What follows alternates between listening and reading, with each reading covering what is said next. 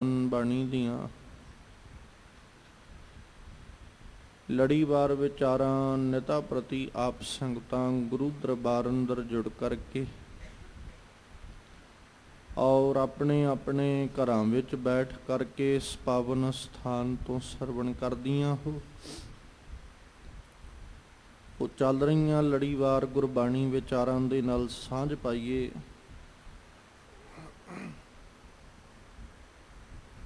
ਵਿਚਾਰਾਂ ਦੀ ਆਰੰਭਤਾ ਤੋਂ ਪਹਿਲਾਂ ਸਤਿਗੁਰੂ ਧੰਨ ਗੁਰੂ ਗ੍ਰੰਥ ਸਾਹਿਬ ਜੀ ਕਿਰਪਾ ਕਰਨ,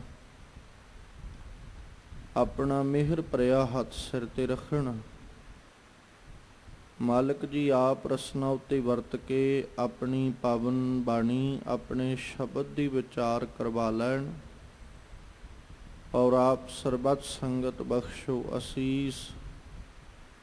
ਕੋਈ ਰਸਨਾ ਵਾਂਝੀ ਨਾ ਰਹੇ। ਦੋਵੇਂ ਹੱਥ ਜੋੜ ਆਪਣੀਆਂ ਮਨ ਬਿਰਤੀਆਂ ਇਕਾਗਰ ਕਰਦਿਆਂ ਲਵਾਓ ਗੁਰੂ ਚਰਨਾਂ ਵਿੱਚ ਹਾਜ਼ਰੀ। ਅਦਬ ਸਹਿਤ ਸਰਬੱਤ ਸੰਗਤ ਮਿਲ ਕਰਕੇ ਉਚਾਰਨ ਕਰੋ ਜੀ। ਸਤਨਾਮ ਸ੍ਰੀ ਵਾਹਿਗੁਰੂ ਸਾਹਿਬ ਜੀ। ਇੱਕ ਵਾਰ ਫਿਰ ਕਰੋ ਰਸਨਾਵਾਂ ਪਵਿੱਤਰ ਔਰ ਮਿਲ ਕੇ ਆਖੋ ਜੀ। ਸਤਨਾਮ ਸ੍ਰੀ ਵਾਹਿਗੁਰੂ ਸਾਹਿਬ ਜੀ। ਵਾਹਿਗੁਰੂ ਸਾਹਿਬ ਜੀ। ਮਾਝ ਮਹੱਲਾ ਪੰਜਵਾ।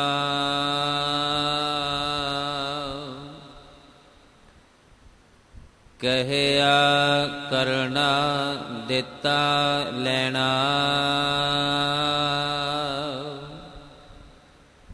ਗਰੀਬਾਂ ਅਨਾਥਾਂ ਤੇਰਾ ਮਾਣਾ।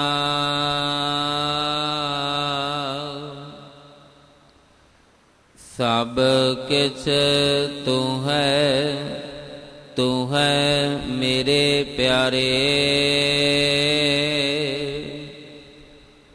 ਤੇਰੀ ਕੁਦਰਤ ਕੋ ਬਲ ਜਾਈ ਜਿਉ।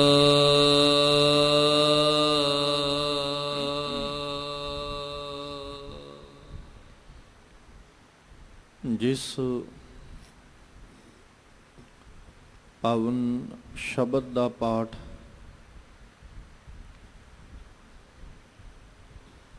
ਆਪ ਸੰਗਤ ਨੇ ਬੜੇ ਅਦਬ ਸਤਿਕਾਰ ਦੇ ਨਾਲ ਪਿਆਰ ਸਹਿਤ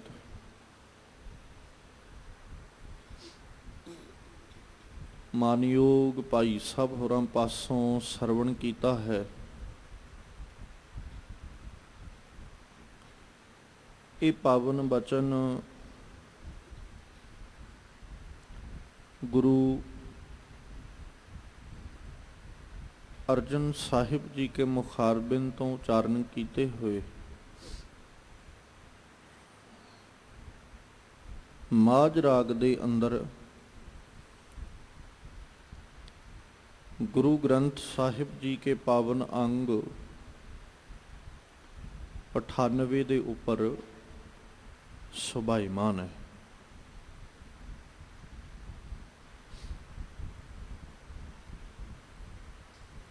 ਔਰ ਅੱਜ ਦੇ ਇਹਨਾਂ ਪਾਵਨ ਸ਼ਬਦਾਂ ਦੇ ਰਾਹੀਂ, ਪਾਵਨ ਬਚਨਾਂ ਦੇ ਰਾਹੀਂ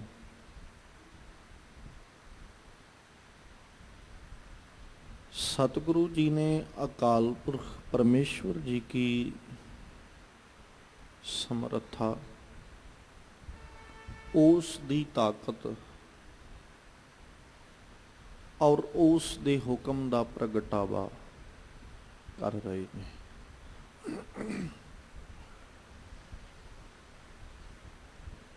ਜਦੋਂ ਇਨਸਾਨੀ ਜੀਵਨ ਵੇਖਦੇ ਹਾਂ,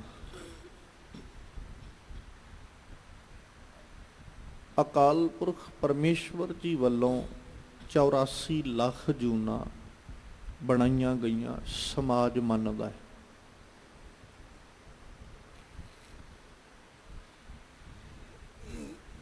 ਔਰ ਇਹਨਾਂ 84 ਲੱਖ ਜੂਨਾਂ ਦੇ ਅੰਦਰ ਇੱਕ ਮਨੁੱਖ ਹੈ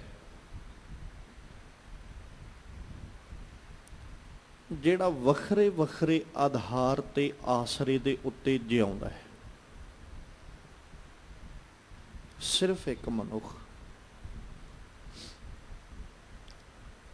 ਨਾ ਤੇ ਕਦੇ ਜਾਨਵਰ ਕਿਸੇ ਦੇ ਆਧਾਰ ਤੇ ਜਿਉਂਦਾ ਹੈ ਔਰ ਨਾ ਕਦੇ ਪੰਛੀ ਕਿਸੇ ਆਧਾਰ ਤੇ ਜਿਉਂਦਾ ਹੈ। ਸਿਰਫ ਇੱਕ ਮਨੁੱਖ ਹੈ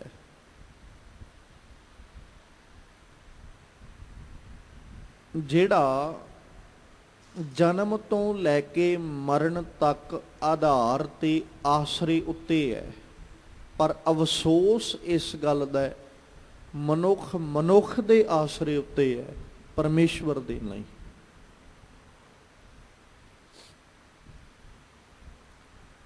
ਵੇਖੋ ਨਾ, ਹੈਰਾਨੀ ਦੀ ਬਾਤ ਹੈ, ਇੱਕ ਜਾਨਵਰ ਸੰਸਾਰ ਦੇ ਉੱਤੇ ਜਨਮ ਲੈਂਦਾ, ਪੈਦਾ ਹੁੰਦਾ ਹੈ, ਉਹ ਘੜੀ ਦੋ ਘੜੀਆਂ ਦੇ ਵਿੱਚ ਆਪਣੇ ਪੈਰਾਂ ਤੇ ਵੀ ਖੜੋ ਜਾਂਦਾ ਹੈ, ਚੱਲਣ ਫਿਰਨ ਵੀ ਲੱਗ ਜਾਂਦਾ ਹੈ। 2-4 ਦਿਨਾਂ ਬਾਅਦ ਉਹ ਭੋਜਨ ਤੱਕ ਵੀ ਗ੍ਰਹਿਣ ਕਰਨ ਲੱਗ ਜਾਂਦਾ।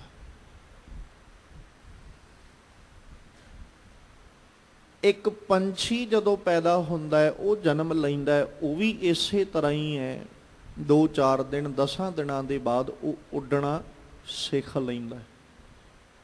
ਉਹ ਵੱਖਰੀ ਗੱਲ ਹੈ ਵੀ ਉਹਦੀ ਉਡਾਰੀ ਅਜੇ ਥੋੜ੍ਹੀ ਹੈ, ਉਡਾਨ ਨੀਵੀਂ ਹੈ, ਪਰ ਉੱਡਣਾ ਸਿੱਖ ਲੈਂਦਾ ਹੈ, ਦਾਣਾ ਚੁਗਣਾ ਸਿੱਖ ਲੈਂਦਾ ਹੈ। ਇੱਕ ਮਨੁੱਖ ਹੈ ਜਿਹੜਾ ਜਨਮ ਲੈਂਦਿਆਂ ਇੱਕ ਗੋਦ ਤੋਂ ਦੂਸਰੀ ਗੋਦ ਵਿੱਚ, ਦੂਸਰੀ ਤੋਂ ਤੀਸਰੀ ਗੋਦ ਵਿੱਚ, ਉਸ ਵਕਤ ਗੋਦ ਵਿੱਚ ਰੱਖਣ ਵਾਲਿਆਂ ਦੀ ਗਿਣਤੀ ਨਹੀਂ। ਇਹੀ ਮਨੁੱਖ ਹੈ ਜਿਹਨੂੰ ਚੱਲਣ ਲੱਗਿਆਂ, ਤੁਰਨ ਲੱਗਿਆਂ 4 ਮਹੀਨੇ, 6 ਮਹੀਨੇ, ਸਾਲ, 1.5 ਸਾਲ, 2 ਸਾਲ ਤੱਕ ਦਾ ਸਮਾਂ ਵੀ ਲੱਗ ਜਾਂਦਾ। ਇਹੀ ਮਨੁੱਖ ਹੈ ਫਿਰ ਜਿਹੜਾ ਆਧਾਰ ਤੇ ਆਸਰੇ ਤੇ ਬੈਠਾ, ਨਾ ਤੇ ਪੰਛੀ ਨੂੰ ਚੁੱਕ ਕੇ ਉਹਦੀ ਮਾਂ ਨੇ ਗੋਦ ਵਿੱਚ ਖਿਡਾਇਆ, ਨਾ ਜਾਨਵਰ ਨੂੰ ਖਿਡਾਇਆ। ਸਿਰਫ ਇੱਕ ਮਨੁੱਖ ਹੈ ਜਿਹਨੂੰ ਖਿਡਾਉਣ ਵਾਲਿਆਂ ਦੀ ਲਾਈਨ ਲੱਗੀ ਹੋਈ ਹੈ। ਮੈਂ ਬੇਨਤੀ ਤਾਂ ਕਰ ਰਿਹਾ ਵੀ ਮਨੁੱਖ ਦਾ ਜੀਵਨ ਦੇ ਅੰਦਰ ਦੂਸਰੇ ਦੇ ਆਧਾਰ ਉੱਤੇ ਰਹਿਣਾ, ਆਸਰੇ ਉੱਤੇ ਰਹਿਣਾ, ਇਹਦੇ ਜੀਵਨ ਵਿੱਚ ਕਮੀਆਂ ਪੈਦਾ ਕਰਦਾ ਹੈ, ਇਹਦੇ ਜੀਵਨ ਵਿੱਚ ਕਮੀ ਪੈਦਾ ਕਰਦਾ ਹੈ। ਬਾਕੀ ਜੀਵਾਂ ਦਾ ਇੱਕ ਪਰਮੇਸ਼ਵਰ ਦੇ ਆਧਾਰ ਉੱਤੇ ਰਹਿਣਾ ਉਹਨਾਂ ਦੇ ਜੀਵਨ ਵਿਚਲੀਆਂ ਕਮੀਆਂ ਨੂੰ ਦੂਰ ਕਰਦਾ ਹੈ। ਉਹਨਾਂ ਨੂੰ ਪਤਾ ਹੈ ਵੀ ਮੈਨੂੰ ਸਾਂਭਣ ਵਾਲਾ ਕੋਈ ਨਹੀਂ। ਜਾਨਵਰ ਨੂੰ ਪਤਾ ਹੈ ਮੈਨੂੰ ਸੰਭਾਲਣਾ ਤੇ ਇੱਕ ਅਕਾਲ ਪੁਰਖ ਨੇ ਹੈ, ਨਾ ਤੇ ਮੇਰੇ ਪਿਤਾ ਨੇ ਆ ਕੇ ਗੋਦੀ ਚੁੱਕ ਲੈਣਾ, ਨਾ ਮੇਰੀ ਮਾਂ ਨੇ ਆ ਕੇ ਮੈਨੂੰ ਗੋਦ ਵਿੱਚ ਖਿਡਾਉਣਾ, ਨਾ ਤੇ ਮੇਰੀ ਮਾਂ ਨੇ ਆ ਕੇ ਲਾਡ ਲਡਾਉਂਦਿਆਂ ਮੈਨੂੰ ਭੋਜਨ ਛਕਾਉਣਾ। ਮੈਨੂੰ ਤੇ ਉਸੇ ਤਰ੍ਹਾਂ ਛਕਣਾ ਪੈਣਾ ਜਿਵੇਂ ਕਿਸੇ ਨੇ ਮੇਰੇ ਅੱਗੇ ਰੱਖਤਾ, ਉਸੇ ਤਰ੍ਹਾਂ ਜਿਉਂਦਾ ਉਹ। ਤੇ ਬਾਪੂ ਜੀ ਨੇ ਜਿਹੜਾ ਅੱਜ ਜ਼ਿਕਰ ਕੀਤਾ ਨਾ, ਕਹਿਆ ਕਰਨਾ ਦਿੱਤਾ ਲੈਣਾ, ਗਰੀਬਾਂ ਅਨਾਥਾਂ ਤੇਰਾ ਮਾਣਾ। ਅਕਾਲ ਪੁਰਖ ਜੀਓ, ਸੰਸਾਰ ਉੱਤੇ ਜੀਵ ਉਹ ਕੁਝ ਕਰਦੇ ਨੇ ਜੋ ਕੁਝ ਤੁਸੀਂ ਇਹਨਾਂ ਨੂੰ ਕਹਿੰਦੇ ਹੋ। ਕਹਿਆ ਕਰਨਾ, ਤੁਹਾਡਾ ਕਿਹਾ ਹੋਇਆ ਜੀਵ ਕਰਦੇ ਨੇ।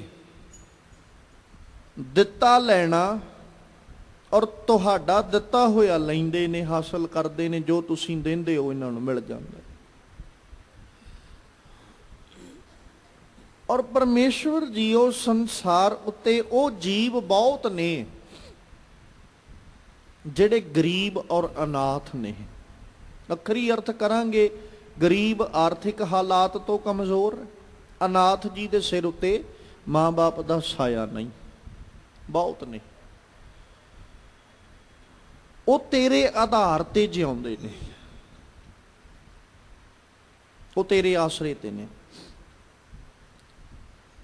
ਫਿਰ ਕੇਵਲ ਉਹੀ ਗਰੀਬ ਤੇ ਅਨਾਥ ਨਹੀਂ, ਗਰੀਬ ਤੇ ਅਨਾਥ ਉਹ ਵੀ ਹੈ ਜਿਹਨੇ ਆਪਣੇ ਆਪ ਨੂੰ ਗਰੀਬ ਬਣਾ ਲਿਆ ਵੀ ਮੈਂ ਗਰੀਬ ਹਾਂ। ਜਿਹੜਾ ਪੱਖ ਸਤਿਗੁਰੂ ਜੀ ਰੱਖਦੇ ਨਾ, ਗਰੀਬੀ ਗਦਾ ਹਮਾਰੀ ਖੰਨਾ ਸਗਲ ਰੇਨ ਸ਼ਾਰੀ, ਉਹ ਪੱਖ ਉਹ ਗਰੀਬ ਵੀ ਹੈ। ਅਨਾਥ ਜਿਹੜਾ ਇਸ ਗੱਲ ਨੂੰ ਸਮਝ ਗਿਆ ਵੀ ਪਰਮੇਸ਼ਵਰ ਜੀਓ ਤੁਹਾਡੇ ਤੋਂ ਬਿਨਾ ਮੇਰੇ ਸਿਰ ਉੱਪਰ ਕੋਈ ਨਾਥ ਨਹੀਂ ਹੈ, ਇੱਕ ਤੁਸੀਂ ਹੋ ਜਿਹੜੇ ਮਾਲਕ ਹੋ ਮੇਰੇ, ਮੈਂ ਤੁਹਾਡੇ ਆਸਰੇ ਤੇ ਤੁਹਾਡੇ ਭਰੋਸੇ ਤੇ ਆ, ਬਾਕੀ ਕੋਈ ਨਹੀਂ ਹੈ ਜਿਹੜਾ ਮੇਰਾ ਨਾਥ ਹੋਵੇ, ਮੇਰਾ ਮਾਲਕ ਹੋਵੇ, ਮੈਨੂੰ ਸਾਂਭਣ ਵਾਲਾ ਹੋਵੇ, ਮੇਰਾ ਪ੍ਰਤਪਾਲਕ ਹੋਵੇ, ਮੈਨੂੰ ਪਾਲਣਹਾਰ ਹੋਵੇ, ਕੋਈ ਨਹੀਂ ਹੈ। ਸਿਰਫ ਇੱਕ ਤੁਸੀਂ ਹੋ ਜਿਹੜੇ ਮੇਰੇ ਪ੍ਰਤਪਾਲਕ ਹੋ, ਮੈਨੂੰ ਪਾਲਣਹਾਰ ਹੋ। ਇੱਕ ਤੁਸੀਂ ਹੋ ਜਿਹਦੇ ਆਧਾਰ ਉੱਤੇ ਮੈਂ ਨਾਥ ਵਾਲਾ ਹਾਂ, ਮੈਂ ਮਾਲਕ ਵਾਲਾ ਹਾਂ। ਇੱਕ ਤੁਸੀਂ ਹੋ ਜਿਸ ਆਧਾਰ ਉੱਤੇ ਮੈਂ ਗਰੀਬ ਵੀ ਆਪਣੇ ਜੀਵਨ ਨੂੰ ਜਿਉਂ ਰਿਹਾ, ਵਿਅਤੀਤ ਕਰ ਰਿਹਾ। ਹੁਣ ਇੱਥੇ ਇੱਕ ਪੱਖ ਹੋਰ ਰੱਖਦਾ ਚੱਲਾਂ, ਕਿਉਂਕਿ ਜਦੋਂ ਉਚਾਰਨ ਦੀ ਆਪਾਂ ਇਸ ਸ਼ਬਦ ਨੂੰ ਬਾਤ ਕਰਦੇ ਆ ਨਾ, ਤੇ ਉਸ ਵਕਤ ਸੰਬੋਧਨ ਰੂਪ ਵਿੱਚ ਵੀ ਕਈ ਵਾਰ ਇਹਨੂੰ ਉਚਾਰਨ ਕਰ ਦਿੱਤਾ ਜਾਂਦਾ ਹੈ ਅਣਜਾਣ ਪੁਣੇ ਵਿੱਚ। ਅਕਸਰ ਅਸੀਂ ਕਹਿੰਦੇ ਆ ਕਿ ਗੁਰਬਾਣੀ ਜਿਸ ਢੰਗ ਨਾਲ ਲਿਖੀ ਸਾਨੂੰ ਉਸੇ ਤਰ੍ਹਾਂ ਪੜ੍ਹਨੀ ਚਾਹੀਦੀ ਹੈ। ਇਸ ਗੱਲ ਉੱਤੇ ਬੜੇ ਲੰਮੇ ਸਮੇਂ ਤੋਂ ਵਿਵਾਦ ਚੱਲ ਰਿਹਾ ਹੈ, ਪਰ ਮੈਂ ਕੋਈ ਫੈਸਲਾ ਨਹੀਂ ਦੇ ਰਿਹਾ। ਜਿਵੇਂ ਗੁਰਬਾਣੀ ਨੂੰ ਅਸੀਂ ਪੜ੍ਹਦੇ ਹਾਂ, ਹੁਣ ਪਰਮੇਸ਼ਵਰ ਜੀ ਨਾਲ ਜੇ ਤੇ ਵਿਚਾਰ ਕਰਦੇ ਆ, ਅਸੀਂ ਬਾਤ ਕਰਦੇ ਆ, ਇਸੇ ਪਾਵਨ ਪੰਕਤੀ ਨੂੰ ਜੇ ਆਪਾਂ ਵੇਖਦੇ ਹਾਂ ਵੀ ਸਾਨੂੰ ਜਿਵੇਂ ਗੁਰਬਾਣੀ ਲਿਖੀ ਹੈ ਇਸ ਆਧਾਰ ਉੱਤੇ ਪੜ੍ਹਨਾ ਮੁਬਾਰਕ ਬਾਤ ਹੈ। ਪਰ ਜਿਨ੍ਹਾਂ ਥਾਵਾਂ ਦੇ ਉੱਤੇ ਸਾਨੂੰ ਜ਼ਰੂਰਤ ਹੈ ਬਿੰਦਿਆਂ ਦੀ ਵਰਤੋਂ ਕਰਨ ਦੀ, ਉੱਥੇ ਅਸੀਂ ਉਹ ਬਿੰਦੇ ਉਚਾਰਨ ਰੂਪ ਵਜੋਂ ਵਰਤਦੇ ਹਾਂ। ਉਹ ਪੱਖ ਇੱਕ ਅਸੀਂ ਵੱਖਰਾ ਕਹਿ ਸਕਦੇ ਹਾਂ ਵੀ ਜਦੋਂ ਅਸੀਂ ਛਪਾਈ ਕਰਨ ਲੱਗੇ ਹਾਂ, ਲਿਖਣ ਲੱਗੇ ਹਾਂ, ਜੇ ਗੁਰੂ ਸਾਹਿਬ ਨੇ ਨਹੀਂ ਵਰਤੇ ਤੇ ਸਾਡਾ ਹੱਕ ਨਹੀਂ, ਕਿਉਂਕਿ ਸਾਡੀ ਮਰਿਆਦਾ ਵੀ ਸਾਨੂੰ ਕਹਿੰਦੀ ਹੈ ਵੀ ਗੁਰੂ ਗ੍ਰੰਥ ਸਾਹਿਬ ਜੀ ਦੀ ਛਪਾਈ ਕਰਨ ਲੱਗਿਆਂ ਕੋਈ ਵੀ ਆਪਣੀ ਮਰਜ਼ੀ ਦੇ ਅਨੁਸਾਰ ਉਹਦੇ ਵਿੱਚ ਫੇਰ ਬਦਲ ਕਰਨ ਦਾ ਹੀਆ ਨਾ ਕਰੇ। ਪਰ ਜਦੋਂ ਉਚਾਰਨ ਦੀ ਬਾਤ ਆਉਂਦੀ, ਹੁਣ ਇਹੀ ਸ਼ਬਦ ਹੈ ਜਦੋਂ ਅਸੀਂ ਬਿੰਦੇ ਤੋਂ ਰਹਿਤ ਉਚਾਰਨ ਕਰਾਂਗੇ, ਗਰੀਬਾ ਅਨਾਥਾ, ਹੁਣ ਉੱਥੇ ਸੰਬੋਧਨ ਰੂਪ ਬਣ ਜਾਂਦਾ ਹੈ। ਮਤਲਬ ਅਸੀਂ ਅਕਾਲ ਪੁਰਖ ਨੂੰ ਕਹਿ ਰਹੇ ਹਾਂ ਵੀ ਤੂੰ ਗਰੀਬ ਵੀ ਹੈ ਤੇ ਤੂੰ ਅਨਾਥ ਵੀ ਹੈ। ਇੱਕ ਪਾਸੇ ਹੈ ਗਰੀਬਾਂ ਅਨਾਥਾਂ ਤੇਰਾ ਮਾਣਾ, ਰੱਬ ਜੀਓ ਗਰੀਬਾਂ ਨੂੰ ਤੇ ਅਨਾਥਾਂ ਨੂੰ ਤੇਰਾ ਮਾਣ ਹੈ, ਤੇਰੇ ਉੱਤੇ ਭਰੋਸਾ ਹੈ, ਤੇਰਾ ਸਹਾਰਾ ਹੈ। ਇੱਕ ਪਾਸੇ ਪਰਮੇਸ਼ਵਰ ਨੂੰ ਹੀ ਗਰੀਬ ਔਰ ਅਨਾਥ ਕਹਿ ਦੇਣਾ। ਸਿਰਫ ਮੈਂ ਇਹ ਪੱਖ, ਇਹ ਬੇਨਤੀ ਤਾਂ ਰੱਖ ਰਿਹਾ ਵੀ ਅਸੀਂ ਕਈ ਵਾਰ ਇਹ ਲਕੀਰ ਦੇ ਫਕੀਰ ਬਣ ਕੇ ਜਦੋਂ ਤੁਰੇ ਜਾਂਦੇ ਆ ਨਾ, ਲਕੀਰ ਦੇ ਫਕੀਰ ਬਣ ਕੇ ਤੁਰੇ ਜਾਣਾ ਵੀ ਅਸੀਂ ਗੁਰਬਾਣੀ ਦਾ ਨਿਰਾਦਰ ਆਪਣੇ ਹੱਥੀਂ ਖੁਦ ਕਰ ਲੈਨੇ ਤੇ ਅਰਥਾਂ ਦੇ ਅਨਰਥ ਵੀ ਬਣ ਜਾਂਦੇ ਨੇ। ਖੈਰ, ਸਾਹਿਬ ਜੀ ਨੇ ਕਿਹਾ ਕਿ ਰੱਬ ਜੀਓ ਤੁਹਾਡਾ ਕਹਿਆ ਹੋਇਆ ਅਸੀਂ ਕਰਦੇ ਹਾਂ, ਤੁਹਾਡਾ ਦਿੱਤਾ ਹੋਇਆ ਅਸੀਂ ਹਾਸਲ ਕਰਦੇ ਹਾਂ, ਕਿਉਂਕਿ ਗਰੀਬ ਔਰ ਅਨਾਥ ਜਿਤਨੇ ਵੀ ਨੇ, ਚਾਹੇ ਉਹ ਸੰਸਾਰਿਕ ਤੌਰ ਤੇ ਹੈ ਤੇ ਭਾਵੇਂ ਉਹ ਆਪਣੇ ਅੰਦਰੂਨੀ ਤੌਰ ਤੇ ਗਰੀਬ ਔਰ ਅਨਾਥ ਹੈ, ਪਰਮੇਸ਼ਵਰ ਜੀਓ ਉਹ ਤੁਹਾਡੇ ਮਾਣ ਤੇ ਤੁਹਾਡੇ ਆਧਾਰ ਉੱਤੇ ਜਿਉਂਦੇ ਨੇ। ਇੱਕ ਸਤਿਗੁਰੂ ਜੀ ਕਾ ਪਾਵਨ ਬਚਨ ਹੈ, ਜਿੱਥੇ ਮਾਲਕ ਜੀ ਨੇ ਜ਼ਿਕਰ ਕਰਦਿਆਂ ਆਖਿਆ ਕਿ ਹੇ ਅਕਾਲ ਪੁਰਖ ਪਰਮੇਸ਼ਵਰ ਜੀਓ ਤੁਸੀਂ ਸਮਰੱਥ ਹੋ, ਤੁਸੀਂ ਸਾਡੀਆਂ ਝੋਲੀਆਂ ਭਰਨ ਦੇ ਸਮਰੱਥ ਹੋ, ਸਾਡੀਆਂ ਝੋਲੀਆਂ ਭਰਦੇ ਹੋ। ਔਰ ਨਾਲ ਉੱਥੇ ਜ਼ਿਕਰ ਕਰਦਿਆਂ ਸਾਹਿਬ ਨੇ ਆਖਿਆ ਵੀ ਸਾਡੇ ਕੋਲ ਇਤਨੀ ਸਮਰੱਥਾ ਨਹੀਂ ਕਿ ਅਸੀਂ ਕੁਝ ਕਰ ਸਕੀਏ ਜਾਂ ਕਿਸੇ ਪ੍ਰਕਾਰ ਦੀ ਕੋਈ ਵੀ ਆਪ ਜੀ ਦੇ ਹੁਕਮ ਵਿੱਚ ਫੇਰ ਬਦਲ ਕਰ ਸਕੀਏ। ਇਸ ਲਈ ਸਾਨੂੰ ਉਸੇ ਤਰ੍ਹਾਂ ਰਹਿਣਾ ਪੈਂਦਾ ਹੈ ਪਰਮੇਸ਼ਵਰ ਜੀਓ ਜਿਵੇਂ ਆਪ ਜੀ ਸਾਨੂੰ ਰੱਖਦੇ ਹੋ। ਔਰ ਜ਼ਿਕਰ ਕਰਦਿਆਂ ਸਾਹਿਬ ਨੇ ਆਖਿਆ ਕਿ ਹੇ ਅਕਾਲ ਪੁਰਖ ਜੀਓ ਜਿਵੇਂ ਤੁਹਾਨੂੰ ਚੰਗਾ ਲੱਗਦਾ ਹੈ, ਜਿਵੇਂ ਆਪ ਜੀ ਨੂੰ ਭਾਉਂਦਾ ਹੈ, ਆਪ ਜੀ ਕਿਰਪਾ ਕਰਕੇ ਉਸੇ ਤਰ੍ਹਾਂ ਸਾਨੂੰ ਬਖਸ਼ ਲਵੋ। ਜਿਵੇਂ ਆਪ ਜੀ ਨੂੰ ਭਾਉਂਦਾ ਹੈ, ਜਿਵੇਂ ਆਪ ਜੀ ਨੂੰ ਅਸੀਂ ਚੰਗੇ ਲੱਗਦੇ ਆ, ਜਾਂ ਕਾਰ ਵਿਹਾਰ ਜਿਵੇਂ ਆਪ ਜੀ ਨੂੰ ਭਾਉਂਦਾ ਹੈ, ਆਪ ਜੀ ਉਸੇ ਪ੍ਰਕਾਰ ਸਾਨੂੰ ਬਖਸ਼ ਲਵੋ। ਔਰ ਬਾਪੂ ਜੀ ਨੇ ਜ਼ਿਕਰ ਕਰਦਿਆਂ ਨਾਲ ਆਖਿਆ, ਸਭ ਕੁਛ ਤੂੰ ਹੈ ਮੇਰੇ ਪਿਆਰੇ, ਤੇਰੀ ਕੁਦਰਤ ਕਉ ਬਲ ਜਾਈ ਜੀਓ। ਰੱਬ ਜੀਓ, ਸਾਰਾ ਕੁਝ ਤੁਸੀਂ ਹੋ, ਸਭ ਕੁਝ ਕਰਨ ਦੇ ਸਮਰੱਥ ਹੋ, ਕਰਵਾਉਣ ਦੇ ਸਮਰੱਥ ਹੋ। ਅਸੀਂ ਤੇ ਬਸ ਆਪ ਜੀ ਦੇ ਉਹਨਾਂ ਕਰਮਾਂ ਨੂੰ ਵੇਖ ਕੇ ਇਹੋ ਕਹਿ ਸਕਦੇ ਹਾਂ, ਬਲਿਹਾਰੀ ਕੁਦਰਤ ਵਸਿਆ, ਤੇਰਾ ਅੰਤ ਨਾ ਜਾਈ ਲਖਿਆ। ਅਸੀਂ ਤੇ ਸਿਰਫ ਇਹੀ ਕਹਿ ਸਕਦੇ ਹਾਂ ਕਿ ਕੁਦਰਤ ਕਵਣ ਕਹਾ ਵਿਚਾਰ, ਵਾਰਿਆ ਨਾ ਜਾਵਾਂ ਏਕ ਵਾਰ, ਜੋ ਤੁਧ ਭਾਵੈ ਸਾਈ ਭਲੀ ਕਾਰ, ਤੂੰ ਸਦਾ ਸਲਾਮਤ ਨਿਰੰਕਾਰ। ਸਾਡੇ ਕੋਲ ਸਮਰੱਥਾ ਨਹੀਂ ਕਿ ਅਸੀਂ ਕਿਸੇ ਵੀ ਪ੍ਰਕਾਰ ਤੁਹਾਡੇ ਹੁਕਮ ਦੀ ਅਦੂਲੀ ਕਰੀਏ। ਸਾਡੇ ਕੋਲ ਸਮਰੱਥਾ ਨਹੀਂ ਅਸੀਂ ਹੁਕਮ ਦੇ ਖਿਲਾਫ ਚੱਲੀਏ। ਸਾਡੇ ਕੋਲ ਸਮਰੱਥਾ ਨਹੀਂ ਕਿ ਅਸੀਂ ਆਪਣੇ ਆਪ ਨੂੰ ਅਮੀਰ ਔਰ ਆਪਣੇ ਆਪ ਨੂੰ ਅਸੀਂ ਬਹੁਤ ਵੱਡੇ ਮਾਲਕ ਸਮਝੀਏ। ਰੱਬ ਜੀਓ, ਆਪ ਜੀ ਰਹਿਮਤ ਕਰੋ ਕਿ ਅਸੀਂ ਆਪ ਜੀ ਦੇ ਭਾਣੇ ਵਿੱਚ, ਆਪ ਜੀ ਦੀ ਰਜ਼ਾ ਵਿੱਚ ਰਹਿ ਸਕੀਏ, ਔਰ ਆਪ ਜੀ ਦੀ ਰਜ਼ਾ ਵਿੱਚ ਰਹਿੰਦਿਆਂ ਮਨ ਕਰਕੇ ਗਰੀਬ ਤੇ ਮਨ ਕਰਕੇ ਤੁਹਾਡੇ ਆਸਰੇ ਦੇ ਉੱਤੇ ਸਾਨੂੰ ਰਹਿਣਾ ਆ ਜਾਏ।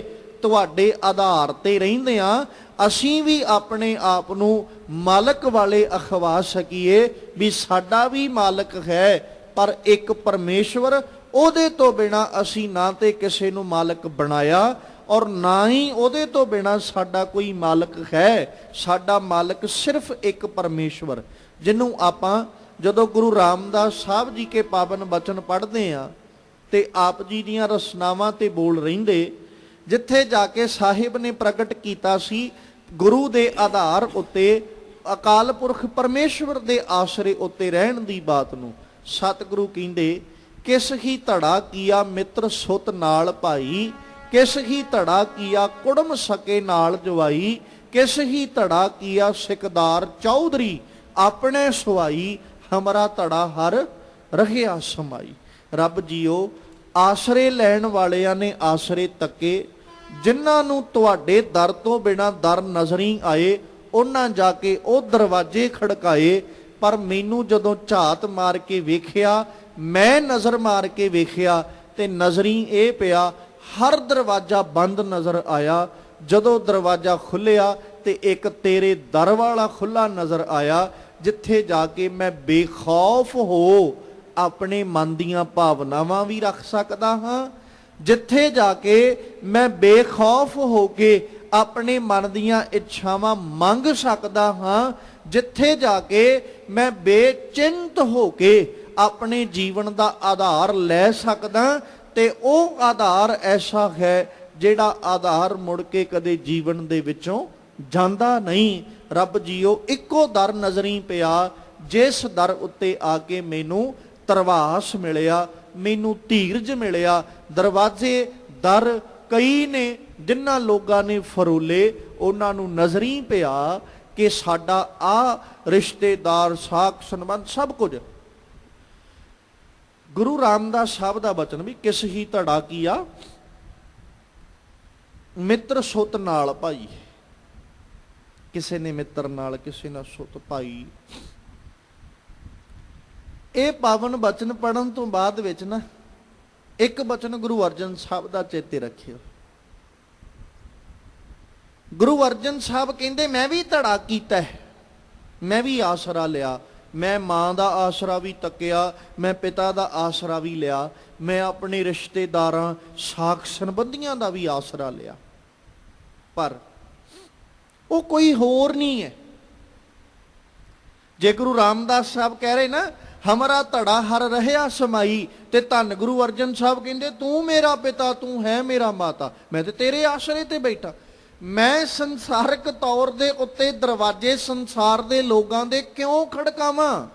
ਕਿਉਂਕਿ ਮੇਰੀ ਮਾਂ ਵੀ ਤੂੰ, ਮੇਰਾ ਪਿਤਾ ਵੀ ਤੂੰ, ਮੇਰਾ ਬੰਧਪ, ਮੇਰਾ ਰਿਸ਼ਤੇਦਾਰ, ਮੇਰਾ ਸਾਕ ਤੇ ਸੰਬੰਧੀ ਵੀ ਤੂੰ। ਤੇ ਰੱਬ ਜੀਓ ਫਿਰ ਮੈਂ ਕਿਸੇ ਆਧਾਰ ਤੇ ਕਿਉਂ ਜਿਉਵਾਂ? ਜੇ ਮੈਂ ਧੜਾ ਕਰਾਂਗਾ, ਮੈਂ ਆਪਣਾ ਪ੍ਰੇਮ ਬਣਾਵਾਂਗਾ ਤੇ ਤੇਰੇ ਨਾਲ, ਕਿਉਂਕਿ ਤੂੰ ਮੇਰਾ ਪਿਤਾ। ਜੇ ਮੈਂ ਆਪਣਾ ਪਿਆਰ ਆਪਣੇ ਜੀਵਨ ਅੰਦਰ ਲਾਡ ਲਡਾਉਣਾ ਤੇ ਮੈਂ ਤੇਰੇ ਨਾਲ ਲਡਾਵਾਂਗਾ, ਕਿਉਂਕਿ ਤੂੰ ਮੇਰਾ ਮਾਤਾ। ਫਿਰ ਸਾਹਿਬ ਜੀ ਨਾਲ ਆਖਦੇ, ਜੇ ਮੈਂ ਸੰਬੰਧ ਬਣਾਉਣਾ ਹੈ, ਮੈਂ ਰਿਸ਼ਤੇਦਾਰੀ ਬਣਾਉਣੀ ਹੈ, ਤੇ ਰੱਬ ਜੀ ਮੈਂ ਕਿਸੇ ਹੋਰ ਨਾਲ ਕਿਉਂ ਬਣਾਵਾਂ? ਤੂੰ ਮੇਰਾ ਬੰਧਪ। ਜੇ ਜੀਵਨ ਅੰਦਰ ਮੈਨੂੰ ਭਰਾਤਾ ਦੀ ਲੋੜ ਪਵੇ, ਭਰਾ ਦੀ ਜ਼ਰੂਰਤ ਪਵੇ, ਤੇ ਪਰਮੇਸ਼ਵਰ ਜੀਓ ਮੈਂ ਤੈਨੂੰ ਆਪਣਾ ਭਰਾਤਾ ਬਣਾਵਾਂਗਾ। ਕਿਉਂਕਿ ਜਦੋਂ ਸੰਸਾਰਿਕ ਤੌਰ ਤੇ ਭਰਾਤਾ ਦੀ ਬਾਤ ਕਰਦੇ ਆ, ਵੇਖੋ ਇਹਦੇ 'ਚ ਕੋਈ ਅਤ ਕਥਨੀ ਨਹੀਂ, ਕੋਈ ਇਹਦੇ ਵਿੱਚ ਦੋ ਰਾਵਾ ਨਹੀਂ। ਇੱਕ ਮਾਂ ਦੀ ਕੁੱਖ ਤੋਂ ਪੈਦਾ ਹੋਣ ਵਾਲੇ ਦੋ ਬੱਚੇ ਭਰਾ ਜਾਂ ਭੈਣ ਦਾ ਰਿਸ਼ਤਾ ਅਖਵਾਉਂਦੇ ਨੇ, ਪਰ ਉਹਨਾਂ ਨਾਤਿਆਂ ਵਿੱਚ ਵੀ ਦੂਰੀਆਂ ਪੈ ਜਾਂਦੀਆਂ। ਕਿਸੇ ਨਾ ਕਿਸੇ ਕਾਰਨ ਕਰਕੇ ਕਈ ਵਾਰ ਹਾਲਾਤ ਐਸੇ ਬਣ ਜਾਂਦੇ, ਜਾਂ ਕਈ ਵਾਰ ਕਾਰਨ ਐਸਾ ਬਣ ਜਾਂਦਾ ਵੀ ਉਹ ਨਾਤੇ ਵੀ ਇੱਕ ਦੂਜੇ ਦੇ ਦੁਸ਼ਮਣ ਬਣ ਜਾਂਦੇ। ਭਰਾ ਦਾ ਵੈਰੀ ਬਣ ਜਾਂਦਾ ਹੈ, ਭੈਣ ਦੀ ਵੈਰਨ ਬਣ ਜਾਂਦੀ ਹੈ।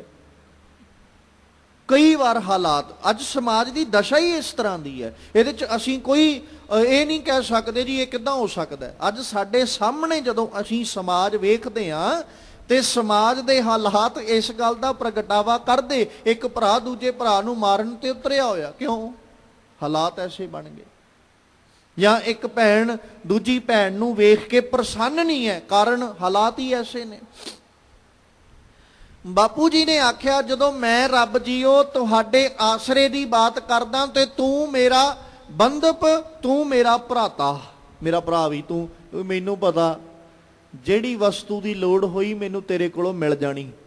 ਹਾਲਾਤ ਜਿੱਦਾਂ ਦੇ ਮਰਜ਼ੀ ਹੋਣ, ਸਮਾਂ ਜੈਸਾ ਮਰਜ਼ੀ ਹੋਵੇ, ਤੂੰ ਕਦੇ ਮੈਨੂੰ ਆਪਣੇ ਤੋਂ ਵਿਛੋੜੇਂਗਾ ਨਹੀਂ, ਆਪਣੇ ਤੋਂ ਦੂਰ ਨਹੀਂ ਕਰੇਂਗਾ, ਸਗੋਂ ਮੇਰਾ ਸਹਾਇਕ ਬਣ ਕੇ ਮੇਰੇ ਨਾਲ ਖੜੋਵੇਂਗਾ। ਤੂੰ ਮੇਰਾ ਬੰਧਪ, ਤੂੰ ਮੇਰਾ ਭਰਾਤਾ, ਫਿਰ ਤੂੰ ਮੇਰਾ ਰਾਖਾ ਸਭਨੀ ਥਾਈਂ। ਮੈਂ ਧੜਾ ਕਿਸੇ ਹੋਰ ਨਾਲ ਕਿਉਂ ਬਣਾਵਾਂ ਭਾਈ? ਜਦੋਂ ਮੈਨੂੰ ਮੇਰਾ ਆਸਰਾ ਹਰ ਥਾਂ ਉੱਤੇ ਨਜ਼ਰੀ ਆਉਂਦਾ ਹੈ, ਮੈਨੂੰ ਪਤਾ ਵੀ ਪਰਮੇਸ਼ਵਰ ਤੋਂ ਬਿਨਾਂ ਕਿਸੇ ਮੇਰਾ ਸਹਾਰਾ ਨਹੀਂ ਬਣਦਾ, ਤੇ ਫਿਰ ਰੱਬ ਜੀਓ ਮੈਂ ਧੜਾ ਵੀ ਤੇ ਤੁਹਾਡੇ ਨਾਲ ਬਣਾਵਾਂਗਾ ਨਾ। ਤੂੰ ਮੇਰਾ ਰਾਖਾ ਸਭਨੀ ਥਾਈਂ, ਤਾਂ ਭਾਉ ਕਿਹਾ ਕਾੜਾ ਜੀਓ। ਡਰ ਕਾਦਾ, ਖੌਫ ਕਾਦਾ? ਸਤਿਗੁਰੂ ਜੀ ਅੱਜ ਆਖਦੇ, ਕਹਿਆ ਕਰਨਾ ਦਿੱਤਾ ਲੈਣਾ, ਗਰੀਬਾਂ ਅਨਾਥਾਂ ਤੇਰਾ ਮਾਣਾ, ਸਭ ਕਿਛ ਤੂੰ ਹੈ ਮੇਰੇ ਪਿਆਰੇ, ਤੇਰੀ ਕੁਦਰਤ ਕਉ ਬਲ ਜਾਈ ਜੀਓ। ਭਾਣੈ ਉਜੜ ਭਾਣੈ ਰਹਾਉ, ਭਾਣੈ ਹਰ ਗੁਣ ਗੁਰਮੁਖ ਗਵਾਹ, ਭਾਣੈ ਪਰਮ ਭਵੈ ਬਹੁ ਜੁਨੀ, ਸਭ ਕਿਛ ਤਿਸੈ ਰਜ਼ਾਈ ਜੀਓ।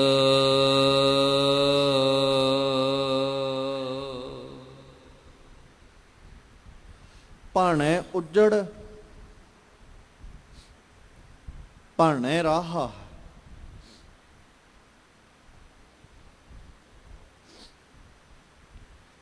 ਭਾਣਾ ਲਫ਼ਜ਼ ਆਖਣਾ ਜਿੰਨਾ ਸੌਖਾ ਨਾ,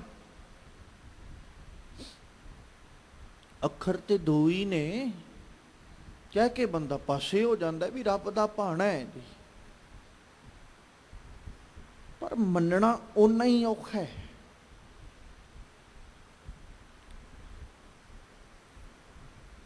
ਦੂਜੇ ਨੂੰ ਇਹ ਗੱਲ ਕਹਿਣੀ ਜੀ ਰੱਬ ਦਾ ਭਾਣਾ ਹੈ, ਬੜਾ ਸੌਖਾ ਹੈ। ਉਹੀ ਹਾਲਾਤ ਤੇ ਸਮਾਂ ਆਪਣੇ ਉੱਤੇ ਵਰਤ ਆਏ, ਬੰਦਾ ਕੁਰਲਾ ਉੱਠਦਾ ਵੀ ਇਹ ਵੀ ਰੱਬੀ ਭਾਣਾ ਹੈ। ਦੂਜੇ ਦੇ ਘਰ ਜਾ ਕੇ ਦੂਜੇ ਮਨੁੱਖ ਨੂੰ ਸਹਾਰਾ ਦੇਣ ਵਾਸਤੇ, ਧੀਰਜ ਦੇਣ ਵਾਸਤੇ ਕਿੱਡਾ ਸੌਖਾ, ਰੱਬ ਦਾ ਭਾਣਾ ਹੈ ਜੀ, ਕਿਹਦਾ ਜ਼ੋਰ ਚੱਲ ਸਕਦਾ?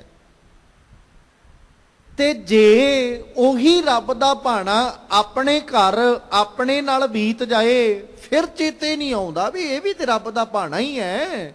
ਕੀ ਹੋ ਗਿਆ? ਜੇ ਮੈਂ ਦੂਜੇ ਨੂੰ ਆਖ ਸਕਦਾ ਰੱਬੀ ਭਾਣਾ ਹੈ ਤੇ ਇਹ ਵੀ ਰੱਬੀ ਭਾਣਾ। ਖੈਰ ਸਾਹਿਬ ਕਹਿੰਦੇ ਭਾਣਾ ਉੱਜੜ,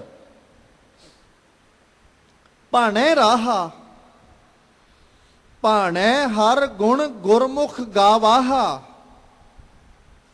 ਭਾਣਾ ਭਰਮ ਭਵੈ ਬਹੁ ਜੂਨੀ, ਸਭ ਕਿਛ ਤਿਸੈ ਰਜ਼ਾਈ ਜੀਓ।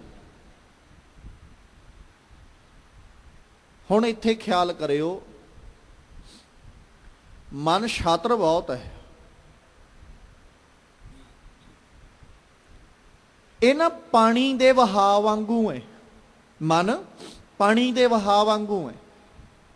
ਬਸ ਫਰਕ ਇੰਨਾ ਹੈ ਵੀ ਪਾਣੀ ਹਮੇਸ਼ਾ ਨੀਵੇਂ ਪਾਸੇ ਨੂੰ ਚੱਲਦਾ ਤੇ ਉੱਪਰ ਵੱਲ ਨੂੰ ਚੜਦਾ, ਉੱਪਰ ਵੱਲ ਨੂੰ ਤੁਰਦਾ। ਫਰਕ ਸਿਰਫ ਇਹੀ ਹੈ।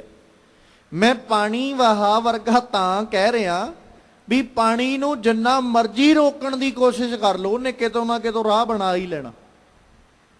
ਤੇ ਮਨ ਦੀ ਹਾਲਤ ਵੀ ਉਸੇ ਪਾਣੀ ਦੇ ਵਹਾਅ ਵਰਗੀ ਹੈ ਵੀ ਇਹਨੂੰ ਜਿੰਨਾ ਮਰਜ਼ੀ ਰੋਕ ਕੇ ਰੱਖਣ ਦਾ ਯਤਨ ਕਰ ਲਓ, ਇਹਨੇ ਕਿਤੋਂ ਨਾ ਕਿਤੋਂ ਰਾਹ ਲੱਭ ਹੀ ਲੈਣਾ, ਇਹ ਤੁਰ ਪੈਂਦਾ। ਇਹ ਵੀ ਮੈਂ ਨਾਲ ਬੇਨਤੀ ਮੈਂ ਤਾਂ ਕੀਤੀ ਵੀ ਪਾਣੀ ਨੂੰ ਜਦੋਂ ਵੀ ਉਹਨੇ ਚੱਲਣਾ ਉਹਨੇ ਨੀਵੇਂ ਪਾਸੇ, ਮਨ ਨੇ ਜਦੋਂ ਚੱਲਣਾ ਇਹਨੇ ਤਾਂ ਨੂੰ ਚੜਨਾ, ਹੰਕਾਰ ਵਿੱਚ ਉੱਪਰ ਨੂੰ ਚੜਦਾ ਹੈ। ਹੁਣ ਜਦੋਂ ਬਾਤ ਆਈ ਭਾਣੇ ਦੀ, ਬੜੇ ਸੌਖੇ ਤਰੀਕੇ ਨਾਲ ਕਹਿਤਾ ਜੀ ਮੈਂ ਕਿਹੜਾ ਆਪਣੀ ਮਰਜ਼ੀ ਕੀਤੀ, ਰੱਬ ਦਾ ਭਾਣਾ ਹੈ। ਕੱਲਾ ਅਸੀਂ ਰੱਬ ਦਾ ਭਾਣਾ ਇਹ ਨਹੀਂ ਨਾ ਕਹਿੰਦੇ ਵੀ ਆਹ ਕਰਮ ਬੀਤ ਗਿਆ, ਆਹ ਕਰਮ ਹੋ ਗਿਆ, ਰੱਬੀ ਭਾਣਾ ਹੈ। ਜਦੋਂ ਆਪਣੇ ਜੀਵਨ ਦੇ ਵਿੱਚ ਕੀਤੇ ਕਰਮਾਂ ਤੋਂ ਅਸੀਂ ਪੱਲਾ ਝਾੜਨਾ ਹੋਵੇ ਤੇ ਫਿਰ ਵੀ ਲਫ਼ਜ਼ ਇਹ ਵਰਤੀਦਾ ਜੀ ਰੱਬੀ ਭਾਣਾ ਹੈ, ਮੈਂ ਕਿਹੜਾ ਆਪਣੀ ਮਰਜ਼ੀ ਕੀਤੀ ਹੈ। ਆਪੇ ਹੀ ਤੁਸੀਂ ਆਖਦੇ ਹੋ ਜਾਂ ਆਪੇ ਹੀ ਸਮਝਾਇਆ ਜਾਂਦਾ ਵੀ ਜੋ ਕੁਛ ਕਰਦਾ ਰੱਬ ਹੀ ਕਰਦਾ, ਫਿਰ ਮੈਂ ਕੌਣ ਹੂੰ ਨਾ ਕਰਨ ਵਾਲਾ। ਹੁਣ ਰੱਬ ਤੈਨੂੰ ਇਹ ਤੇ ਕਹਿੰਦਾ ਨਹੀਂ ਵੀ ਲੋਕਾਂ ਦੇ ਨਾਲ ਧੋਖਾ ਧੜੀ ਕਰ, ਹੁਣ ਰੱਬ ਇਹ ਤੇ ਕਹਿੰਦਾ ਨਹੀਂ ਵੀ ਲੋਕਾਂ ਨੂੰ ਲੁੱਟ ਲੁੱਟ ਖਾ ਜਾ, ਨਾ ਰੱਬ ਨੇ ਇਹ ਕਿਹਾ ਵੀ ਮਾੜੇ ਪਾਸੇ ਤੁਰਿਆ ਜਾ, ਨਾ ਰੱਬ ਨੇ ਇਹ ਕਿਹਾ ਵੀ ਲੋਕਾਂ ਦੀ ਬੇਪੱਤੀ ਕਰਨ ਲੱਗ ਜਾ। ਇਹ ਤੇ ਕੁਛ ਵੀ ਨਹੀਂ ਆਖਿਆ ਰੱਬ ਨੇ। ਪਰ ਫਿਰ ਵੀ ਜੇ ਮੈਂ ਕਿਹੜਾ ਆਪਣੀ ਮਰਜ਼ੀ ਕਰਦਾ, ਰੱਬ ਕਰਵਾਉਂਦਾ ਤੇ ਮੈਂ ਕਰਦਾ। ਹੁਣ ਰੱਬ ਇਹ ਤੇ ਕਹਿੰਦਾ ਨਹੀਂ ਹੋਣਾ ਜਾਂ ਰੱਬ ਇਹ ਤੇ ਕਰਵਾਉਂਦਾ ਨਹੀਂ ਹੋਏਗਾ ਵੀ ਲੈ ਲੋਕਾਂ ਦੀ ਬੇਪੱਤੀ ਕਰਦੇ, ਬੇਇੱਜ਼ਤ ਕਰ ਲੋਕਾਂ ਨੂੰ ਲੁੱਟ ਲੁੱਟ ਕੇ ਖਾ ਜਾ। ਰੱਬ ਤਾਂ ਨਹੀਂ ਕਹਿੰਦਾ ਹੋਏਗਾ, ਨਾ ਰੱਬ ਕਰਵਾਉਂਦਾ ਹੋਣਾ। ਇਨਸਾਨ ਨਾ ਇਹ ਮਨ ਦੀ ਹੀ ਕਾਢ ਹੈ, ਮਨ ਦੀ ਉਹੀ ਛਾਤਰਤਾ ਹੀ ਹੈ। ਹੁਣ ਪੱਲਾ ਤੇ ਝਾੜਨਾ ਹੀ ਹੈ ਨਾ, ਬੜਾ ਸੌਖਾ ਹੈ। ਆਪਣੇ ਕੀਤੇ ਕਰਮਾਂ ਨੂੰ ਦੂਜੇ ਦੇ ਉੱਤੇ ਸੁੱਟ ਦੇਣਾ ਬੜਾ ਆਸਾਨ ਹੈ, ਬਹੁਤ ਸੌਖਾ ਹੈ। ਫਿਰ ਹੁਣ ਇਹਦੇ ਤੋਂ ਬਿਲਕੁਲ ਆਪੋਜ਼ਿਟ ਆ ਜਾਓ। ਮਾੜਾ ਕਰਕੇ ਤੇ ਕਹਿਤਾ ਰੱਬ ਨੇ ਕਰਵਾਇਆ, ਚੰਗਾ ਕਰਕੇ ਕਿਉਂ ਨਹੀਂ ਕਹਿੰਦਾ ਵੀ ਰੱਬ ਨੇ ਕਰਵਾਇਆ? ਉਦੋਂ ਫਿਰ ਕਿਉਂ ਕਹਿਣ ਵੀ ਮੈਂ ਕੀਤਾ? ਇਹ ਤੇ ਹੈਰਾਨੀ ਦੀ ਗੱਲ ਹੈ ਨਾ ਵੀ ਮਾੜਾ ਰੱਬ ਕਰਾਏ, ਚੰਗਾ ਬੰਦਾ ਆਪੇ ਕਰੀ ਜਾਏ। ਇਹ ਕਿਵੇਂ ਹੋ ਸਕਦਾ? ਜੇ ਇਹ ਮੰਨਦੇ ਆ ਵੀ ਰੱਬ ਨੇ ਮਾੜਾ ਕਰਵਾਇਆ, ਫਿਰ ਚੰਗਾ ਕਿਹਨੇ ਕਰਵਾਇਆ? ਉਹ ਵੀ ਤੇ ਰੱਬ ਨੇ ਨਾ। ਜੇ ਤੂੰ ਮਾੜੇ ਦਾ ਕ੍ਰੈਡਿਟ ਰੱਬ ਨੂੰ ਦੇ ਕੇ ਆਪਣਾ ਪੱਲਾ ਝਾੜਤਾ, ਚੰਗੇ ਦਾ ਕ੍ਰੈਡਿਟ ਵੀ ਰੱਬ ਨੂੰ ਦੇ, ਤੂੰ ਕੌਣ ਨਾ ਕਰਨ ਵਾਲਾ? ਤੂੰ ਤੇ ਹੈ ਹੀ ਕੁਛ ਨਹੀਂ। ਪਰ ਕੰਮ ਇਹਦੇ ਤੋਂ ਬਿਲਕੁਲ ਆਪੋਜ਼ਿਟ ਹੈ। ਚੰਗਾ ਰੱਬ ਕਰਵਾਉਂਦਾ ਹੈ ਤੇ ਮਾੜਾ ਜੀਵ ਆਪ ਕਰਦਾ ਹੈ। ਮਾੜਾ ਰੱਬ ਨਹੀਂ ਜੇ ਕਰਵਾਉਂਦਾ।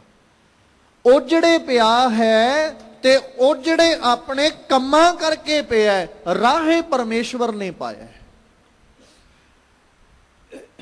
ਉਜੜੇ ਆਪ ਪਿਆ।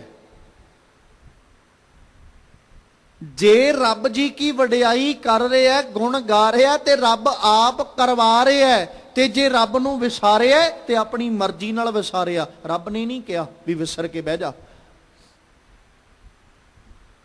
ਜੇ ਭਟਕਣਾ ਦੇ ਵਿੱਚ ਪਿਆ ਹੈ, ਭਰਮ ਵਿੱਚ ਪਿਆ ਹੈ ਤੇ ਆਪਣੀ ਕਰਮਾਂ ਕਰਕੇ ਪਿਆ, ਰੱਬ ਨੇ ਨਹੀਂ ਪਾਇਆ।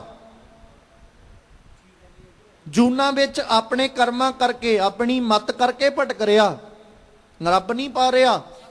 तेरे कर्मां दे नतीजे तेरे सामने। रब ने थोड़ी क्या लालची बन के बैठा रहो ना। रब ने क्या भी हुण जे तेरे कोल 4 पैसे आ गए तो तू कुंडली मार के बैठा रहो, रब ने तो नहीं ना आख्या। वो तो तेरी मत है भी 4 आ गए हुणे दे उत्ते दुआले दुआले आपां कुंडल मार के बह जाना। वो दुआले दुआले हुण कुंडल मार के बैठण नूं सप कहिंदे। मणी दे दुआले बहिंदा कौन है? सप। ते फिर बंदा कित्थे बैठा? जूना यही ने किवें भटकदा जूना विच। चंद रुपये 4 पैसे आ जाण कुंडली मार के बह जांदा है भी हुण ना ते अपने कोलों कोई लै सकदा ना आपां किसे पासे जाण देणे। होर आ भावें जाण पर किसे नूं आपां देणे नहीं। बापू जी ने आखिया ख्याल करियो, भाणे उजड़ भाणे राहा। इत्थे हुण उजड़ तो भाव ये कह सकते हैं जीव ने अपने कीते कर्म जदों उन्हां दा नतीजा आया हुक्म ते परमेश्वर दा नतीजे दा, फिर अपने कर्मां दे आधार उत्ते जदों ओजड़े पैंदा है ते ओ ओजड़े विच पैना, उजाड़ विच पैना, रब्बी भाणे विच रहना। भाव उत्थे ये कह सकते हैं रब दा बनाया नियम सी कि कर्म इंसान करेगा ते फल भोगना पएगा। अपने कर्मां दे करके ये पिया ओजड़े। हुण ओजड़ विच पैना, उजाड़ विच पैना अकाल पुरख परमेश्वर जी का नियम बनाया भाणा, उहदी रजा। फिर भाणे राहा ते अपने कर्मां दे आधार उत्ते ही जदों जीव चंगे कर्म करदा है, चंगे कर्मां दे आधार ते तुरदा है ते ओह राह ते तुरिया जांदा है, मार्ग ते चल पैंदा है, उजाड़ नूं छड्ड दिंदा है। ते साहिब नाल आखदे फिर भाणे हर गुण गुरमुख गावाहा, गुरु दे राही अकाल पुरख परमेश्वर जीओ अपनी रजा दे नाल अपने भाणे दे विच गुरु साहिब जी दी मत अनुसारी जीव नूं रब्बी गुण गाउण वास्ते प्रेरदे ने। जीव रब्बी गुण गाउंदा है। फिर भाणे भरम भवै, उसे रब दी रजा दे विच ये जीव भटकणा विच पिया, भटकणा च पिया होया भवै बहु जूनी, बड़ियां जूना भाउंदा है। सब किश तसै रजाई दियो, है उसे दी रजा, उहदे तो बाहर नहीं। रजा है कि हर पासे इंसाफ, रजा है साचा साहिब साच नाए, रजा है कीते कर्मां दा फल भोगना। ते ओदी रजा तो फिर बाहर कौन होएगा? ये रजा है कि कर्म करदियां कर्मां दा नतीजा भोगना। हुण जदों नतीजा भोगना पैंदा है उदों जीव कुरला उठदा है। पर फिर ये नहीं कह सकते भी हुण नतीजा भोगन लग्या जे जीव कुरला उठेगा तो रब कहेगा चल कोई नहीं छड्ड परां। इदां नहीं होना। जे दूजियां नूं रोंदियां वेखिया ना ते आ दूजियां नूं रवाया ते आप तैनूं रोना पैना। ये नहीं भी तू रोन लगेगा तो रब आखेगा चल छड्ड तैनूं बख्शिया, नहीं। जे तू दूजियां नूं रवाया ते चेता रखी तरले रब तेरे भी कढ़वाएगा।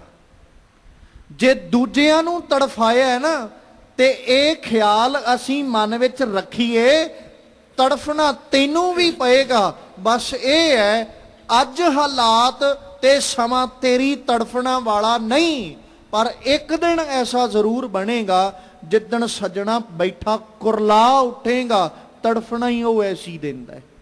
बापू जी ने बड़े स्पष्ट जे लफ्ज वरते, तू भावें जीवन जिउंदियां तड़फे भावें ना तड़फे, पर अखीर ख्याल रखी जिंद निमाणी कढ़ी है हड्डां कू करकाए, जां साहिब कहंदे हथ मरोड़ै तन कपै सियाह होवा सेत। इत्थे आके ते सजना तड़फ ही उठेगा जिदन उन्हें शरीर विचों जिंद कढ़नी है। उदनों वड्डे वड्डे तड़फा दिंदा है।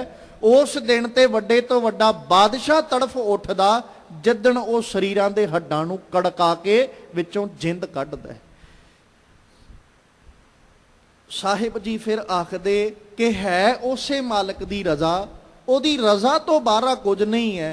जीव ओदी रजा, जिवें आपां गुरु नानक साहब जी का एक पावन बचन पढ़ते हैं जिथे मालिक पातशाह जिक्र करते हैं, आखदे कि वो परमेश्वर जी जेड़े ने रब जी ने ये सारे दे सारे समाज नूं जदों सिरजिया घड़िया ਤੇ ਬਾਪੂ ਜੀ ਨੇ ਆਖਿਆ, ਕਹਿੰਦੇ ਇਹ ਜਗ ਸੱਚੇ ਕੀ ਹੈ, ਕੋਠੜੀ ਸੱਚੇ ਕਾ ਵਿੱਚ ਵਾਸ, ਇੱਕ ਨਾ ਹੁਕਮ ਸਮਾਏ ਲੈ, ਇੱਕ ਨਾ ਹੁਕਮੇ ਕਰੇ ਵਿਨਾਸ਼।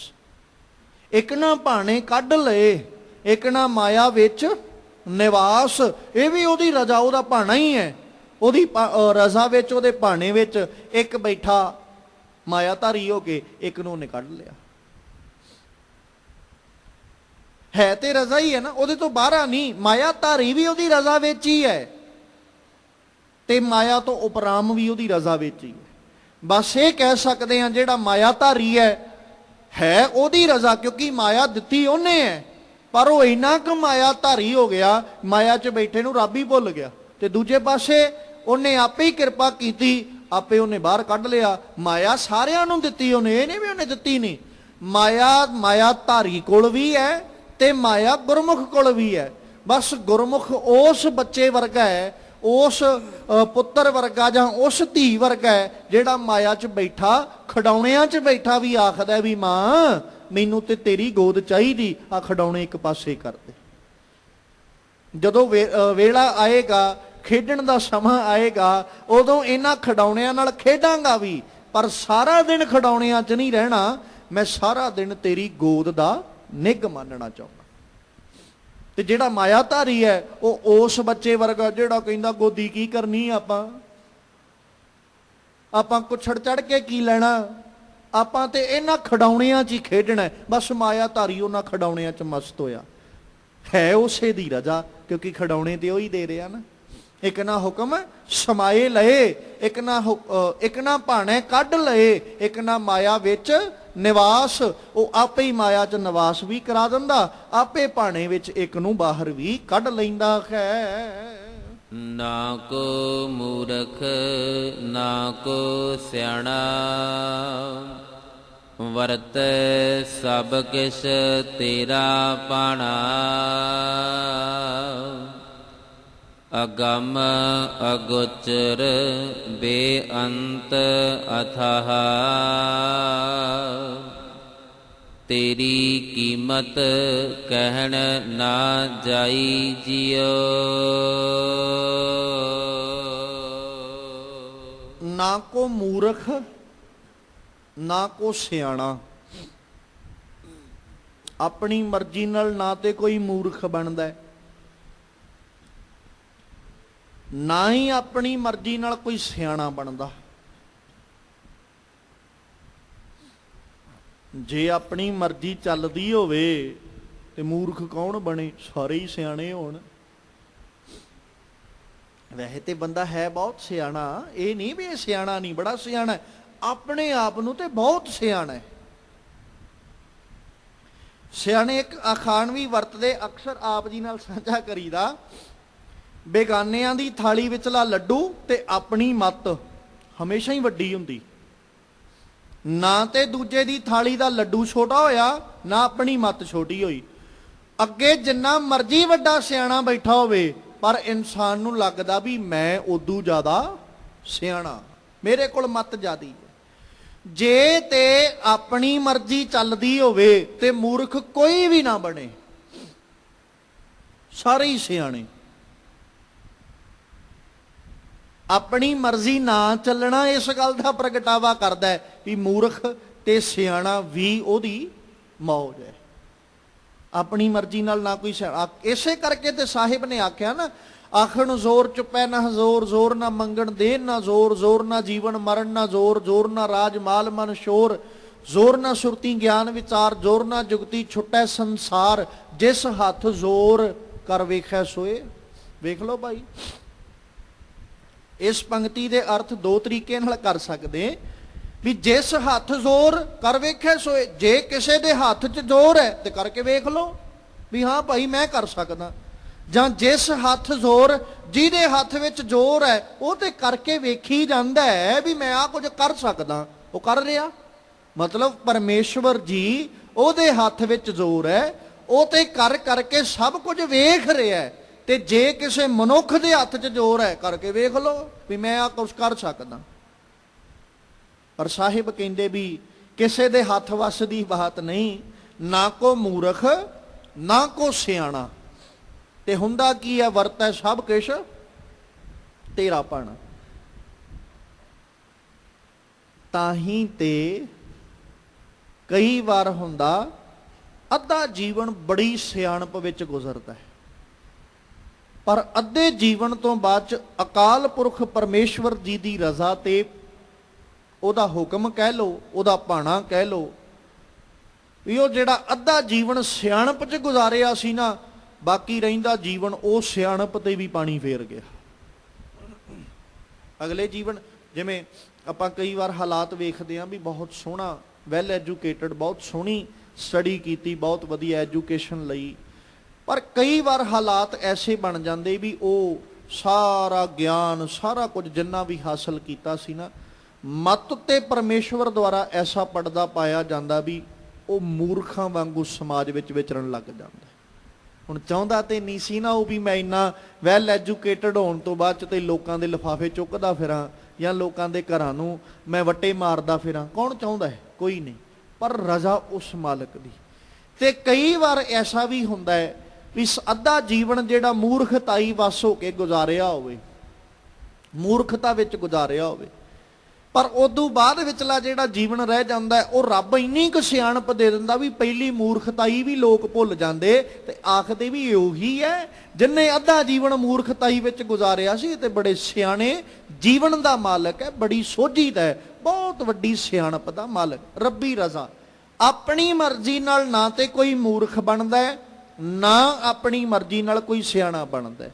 ਰੱਬੀ ਤਾਕਤ ਹੈ ਜਿਹਨੂੰ ਸਾਹਿਬ ਜੀ ਆਖਦੇ ਬਾਣੀ ਦੇ ਅੰਦਰ ਕਿ ਉਹ ਪਰਮੇਸ਼ਵਰ ਐਸਾ ਹੈ, ਖਲ ਮੂਰਖ ਤੇ ਪੰਡਿਤ ਕਰਬੋ ਪੰਡਿਤ ਤੇ ਮੁਗਧਾਰੀ। ਉਹ ਪਰਮੇਸ਼ਵਰ ਹੈ ਜਿਹੜਾ ਖਲ ਮੂਰਖ ਨੂੰ ਵੀ ਪੰਡਿਤ ਬਣਾ ਦਿੰਦਾ ਹੈ ਤੇ ਵੱਡੇ ਵੱਡੇ ਗਿਆਨਵਾਨ ਪੰਡਿਤਾਂ ਨੂੰ ਵੀ ਉਹ ਮੁਗਧਾਰੀ ਕਰ ਦਿੰਦਾ ਹੈ। ਮੁਗਧਾਰੀ ਮਤਲਬ ਮੂਰਖ। ਰੱਬ ਹੈ ਤੇ ਸਮਰੱਥਾ ਉਸੇ ਦੀ ਹੈ ਨਾ, ਸਾਡੀ ਨਹੀਂ। ਵਰਤੈ ਸਭ ਕਿਛ ਤੇਰਾ ਭਾਣਾ। ਰੱਬ ਜੀਓ ਸਾਰੇ ਦਾ ਸਾਰਾ ਭਾਣਾ ਤੁਹਾਡਾ ਵਰਤਦਾ ਹੈ, ਰਜ਼ਾ ਤੁਹਾਡੀ ਵਰਤਦੀ ਹੈ। ਅਗੰਮ ਅਗੋਚਰ ਬੇਅੰਤ ਅਥਾਹ। ਹੇ ਅਗੰਮ, ਹੇ ਅਗੋਚਰ, ਹੇ ਬੇਅੰਤ, ਹੇ ਅਥਾਹ ਪਰਮੇਸ਼ਵਰ ਜੀਓ, ਤੇਰੀ ਕੀਮਤ ਕਹਿਣ ਨਾ ਜਾਈ ਜੀਓ। ਅਸੀਂ ਕਿਵੇਂ ਤੁਹਾਡੀ ਕੀਮਤ ਆਖੀਏ, ਕਿਉਂਕਿ ਸਾਡੇ ਕੋਲ ਸਮਰੱਥਾ ਨਹੀਂ, ਤਾਕਤ ਨਹੀਂ ਕਿ ਕਿਸੇ ਵੀ ਪ੍ਰਕਾਰ ਅਸੀਂ ਤੁਹਾਡੀ ਕੀਮਤ ਨੂੰ ਆਖ ਸਕਦੇ ਹੋਈਏ। ਤੂੰ ਅਗੰਮ ਹੈ, ਬੇਅੰਤ ਹੈ, ਅਥਾਹ ਹੈ, ਅਗੋਚਰ ਹੈ। ਸਾਡੇ ਕੋਲ ਤੇ ਆਹੀ ਕੁਝ ਹੈ। ਜਾਂ ਤੇ ਅਸੀਂ ਚੱਲ ਕੇ ਜਾ ਸਕਦੇ ਸਾਂ, ਤੂੰ ਸਾਡੇ ਚੱਲ ਕੇ ਜਾਣ ਤੋਂ ਵੀ ਪਰੇ ਬੈਠਾ। ਜਿੱਥੇ ਅਸੀਂ ਚੱਲ ਕੇ ਨਹੀਂ ਜਾਂਦੇ, ਅਸੀਂ ਨਜ਼ਰ ਮਾਰ ਕੇ ਸਾਰਾ ਕੁਝ ਵੇਖ ਲਈਦਾ ਹੈ ਤੇ ਰੱਬ ਜੀਓ, ਪਰ ਤੂੰ ਸਾਡੀਆਂ ਨਜ਼ਰਾਂ ਤੋਂ ਵੀ ਪਰੋਖੇ ਹੈ। ਅਥਾਹ, ਜੇ ਸਾਡਾ ਵਸ ਚੱਲੇ ਤੇ ਅਸੀਂ ਡੂੰਘਾਈਆਂ ਵੀ ਮਾਪ ਲੈਨੇ ਆ, ਪਰ ਰੱਬਾ ਜਦੋਂ ਉਧਰ ਨੂੰ ਝਾਤ ਮਾਰੀ ਤੂੰ ਉਧਰ ਵੀ ਅਥਾਹ, ਸਾਡੇ ਪਹੁੰਚ ਤੋਂ ਉੱਥੇ ਵੀ ਬਾਹਰ ਹੈ। ਤੇ ਨਾਲ ਹੀ ਬੇਅੰਤ, ਬੜੀਆਂ ਚੀਜ਼ਾਂ ਫਰੋਲੀਆਂ, ਸਮੁੰਦਰਾਂ ਦੇ ਅੰਤ ਤੱਕ ਲੱਭ ਲਏ, ਇਹ ਬ੍ਰਹਿਮੰਡ ਦੇ ਅਖੀਰ ਤੱਕ ਬੰਦਾ ਖੋਜੀ ਜਾਂਦਾ ਹੈ। ਪਰ ਰੱਬ ਜੀ ਜਦੋਂ ਤੇਰੇ ਵੱਲ ਝਾਤ ਮਾਰੀ ਤੇ ਫਿਰ ਨਜ਼ਰ ਹੀ ਆਇਆ ਵੀ ਕਿੱਥੋਂ ਕੁ ਤੱਕ ਵੇਖਾਂਗੇ, ਤੂੰ ਉਧਰੋਂ ਵੀ ਬੇਅੰਤ। ਜਿਹੜੀਆਂ ਚੀਜ਼ਾਂ ਅਸੀਂ ਕਰ ਸਕਦੇ ਸਾਂ ਉਹਨਾਂ ਸਾਰਿਆਂ ਤੋਂ ਹੀ ਤੂੰ ਪਾਸੇ। ਨਾ ਤੇ ਅਸੀਂ ਅੰਤ ਲੱਭ ਸਕਦੇ ਸਾਂ ਪਰ ਤੂੰ ਬੇਅੰਤ ਹੈ। ਅਸੀਂ ਗਮਨ ਕਰਕੇ ਜਾ ਸਕਦੇ ਸਾਂ ਪਰ ਤੂੰ ਅਗੰਮ ਹੈ। ਅਸੀਂ ਗਿਆਨ ਇੰਦਰੀਆਂ ਨਾਲ ਪਹੁੰਚ ਕਰ ਸਕਦੇ ਸਾਂ ਪਰ ਤੂੰ ਅਗੋਚਰ ਹੈ।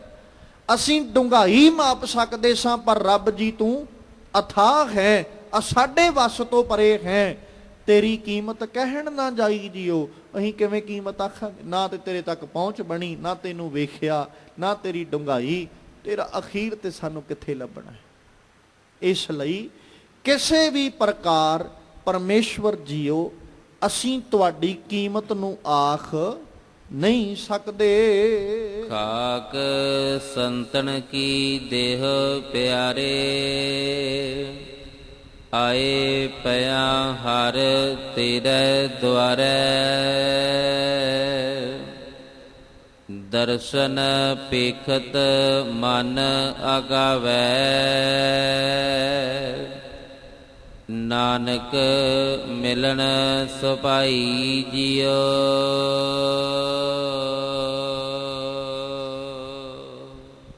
ਬਸ ਕਿਤੇ ਇਹ ਬੇਨਤੀ ਕਰਨੀ ਆ ਜੇ ਰੱਬ ਜੀ ਅੱਗੇ, ਖਾਕ ਸੰਤਨ ਕੀ ਦੇਹ ਪਿਆਰੇ, ਹੇ ਰੱਬ ਜੀਓ ਕਿਰਪਾ ਕਰੋ ਕਿਤੇ ਆਪਣੇ ਸੇਵਕਾਂ ਦੀ ਚਰਨ ਧੂੜ ਸਾਨੂੰ ਵੀ ਬਖਸ਼ੋ, ਕਿਉਂਕਿ ਉਹ ਚਰਨ ਧੂੜ ਨਾ ਜੀਵ ਦਾ ਪਾਰ ਉਤਾਰਾ ਕਰ ਸਕਦੀ।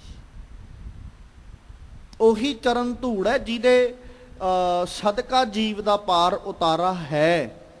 ਇਸ ਲਈ ਅਸੀਂ ਆਪ ਜੀ ਅੱਗੇ ਅਰਜ਼ੋਈ ਕਰਦੇ ਹਾਂ ਕਿ ਆਪ ਜੀ ਕਿਰਪਾ ਕਰਕੇ ਸਾਡੀ ਝੋਲੀ ਵਿੱਚ ਆਪਣੇ ਪਿਆਰਿਆਂ ਦੀ ਖਾਕ ਪਾਓ, ਜਿਹਨੂੰ ਆਪਾਂ ਮੰਗਲਾ ਚਰਨ ਰੂਪ ਚ ਪੜ੍ਹ ਕੇ ਆਏ ਸਾਂ। ਨਾਨਕ ਬੁਗੋਇਦ ਜਨ ਤੁਰਾ ਤੇਰੇ ਚਾਕਰਾਂ ਪਾ ਖਾਕ। ਮੈਂ ਆਪ ਜੀ ਦਾ ਸੇਵਕ, ਬੁਗੋਇਦ ਮਤਲਬ ਬੋਲਣਾ, ਆਪ ਜੀ ਦਾ ਸੇਵਕ ਆਪ ਜੀ ਅੱਗੇ ਬੋਲ ਰਿਹਾ ਤੇ ਕਿਰਪਾ ਕਰੋ ਮੇਰੀ ਝੋਲੀ ਦੇ ਵਿੱਚ ਆਪਣੇ ਚਾਕਰਾਂ ਦੀ ਖਾਕ ਪਾਓ, ਆਪਣੇ ਸੇਵਕਾਂ ਦੀ ਚਰਨ ਧੂੜ ਦਿਓ। ਖਾਕ ਸੰਤਨ ਕੀ ਦੇਹ ਪਿਆਰੇ, ਆਏ ਪਿਆ ਹਰ ਤੇਰੇ ਦੁਆਰੇ। ਤੇਰੇ ਦਰ ਤੇ ਆਇਆ ਹਾਂ, ਤੇਰੇ ਕੋਲ ਚੱਲ ਕੇ ਆਇਆ, ਤੇ ਇਹ ਨਹੀਂ ਵੀ ਹੁਣ ਕਿਤੇ ਆਸ ਹੈ ਵੀ ਇੱਥੋਂ ਉੱਠ ਕੇ ਜਾਵਾਂਗਾ।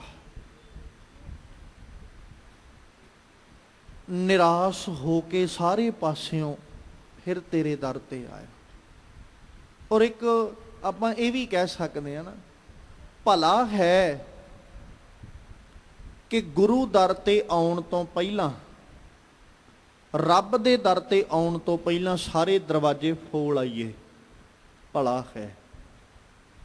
ਕਿਉਂਕਿ ਜੇ ਆਉਣ ਤੋਂ ਪਹਿਲਾਂ ਨਾ ਫਰੋਲ ਕੇ ਆਏ, ਆਉਣ ਤੋਂ ਪਹਿਲਾਂ ਦਰਵਾਜ਼ੇ ਟੋਲ ਕੇ ਨਾ ਆਏ, ਮੁੜ ਕੇ ਆਸ ਹੋਣੀ ਵੀ ਸ਼ਾਇਦ ਉਹ ਦਰਵਾਜ਼ਾ ਕੰਮ ਆ ਜੇ, ਉਹ ਦਰ ਕੰਮ ਆ ਜੇ।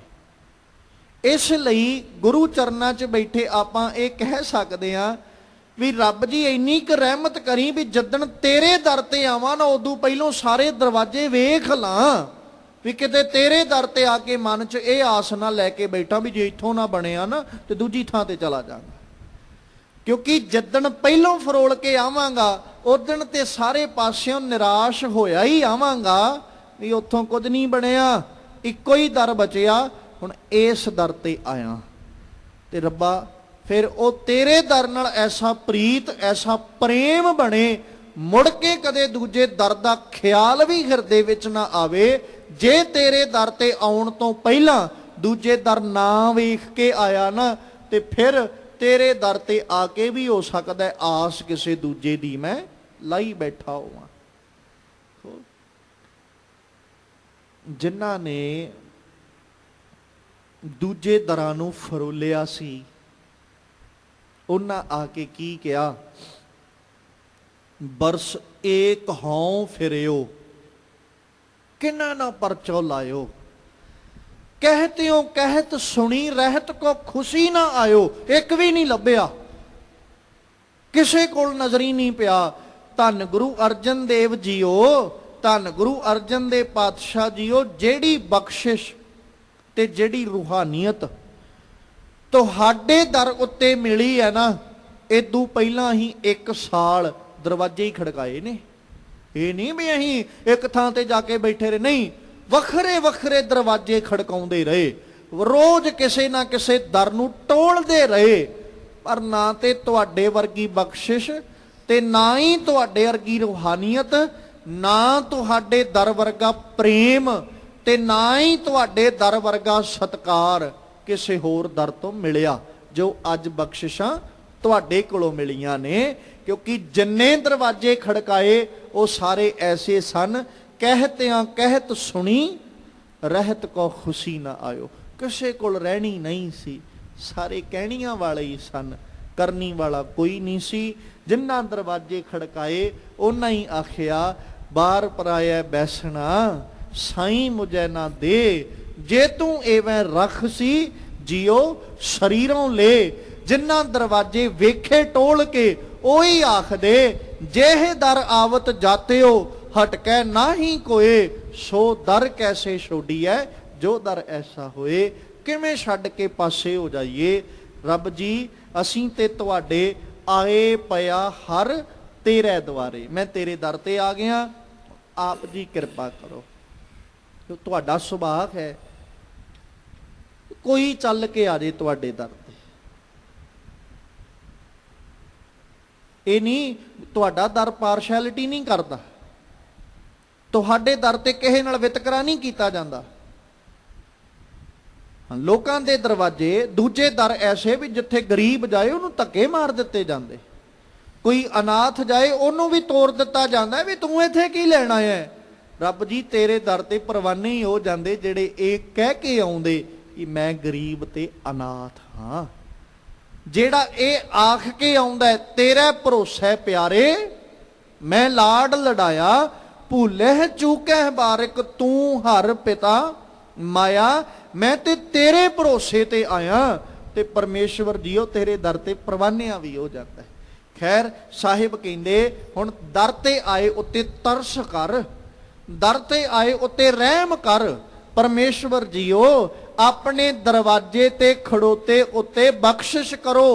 मेरा मन चाहुंदा है कि आप जी दे दर्शन मिलन। आप जी दे दर ते आया, मन अंदर इच्छा लैके आया, भावना लैके आया कि आप जी दे दर्शन मिल जान तां जो मेरे मन नूं सुकून मिले। दर्शन पेखत मन आघावै, तुहाडे दर्शन वेखदियां मन रज जाए।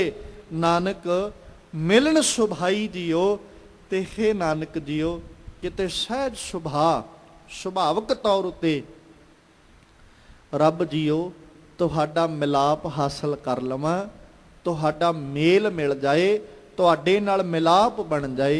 आप रहमत करो अपने दर उत्ते आए दी हुण लाज ते पत रख लो।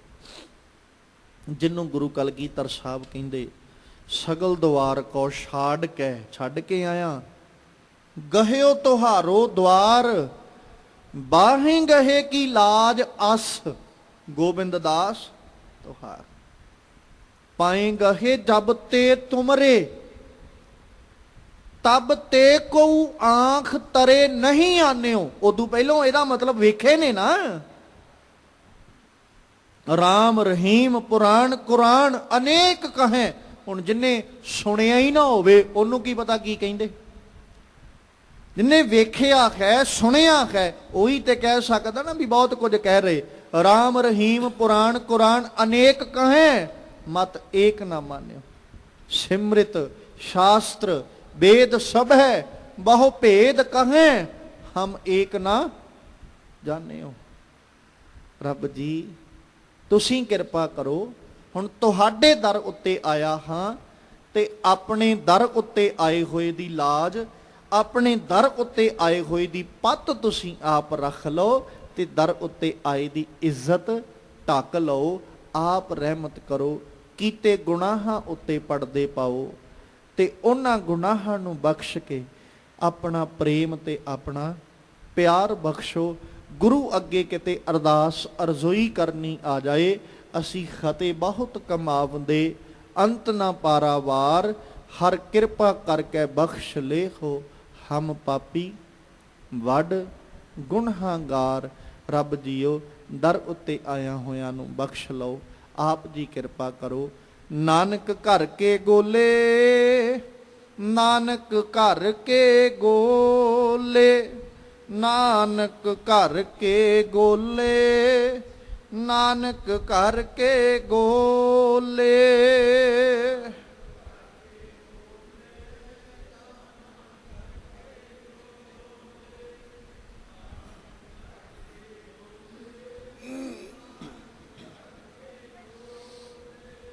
नानक घर के गोले, नानक घर के गोले, नानक घर के गोले, नानक घर के गोले।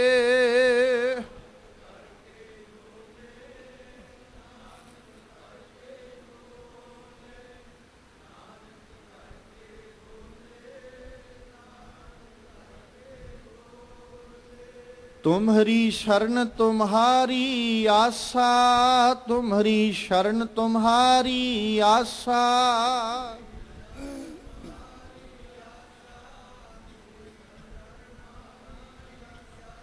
तुम ही सजन सोहेले, तुम ही सजन सोहेले।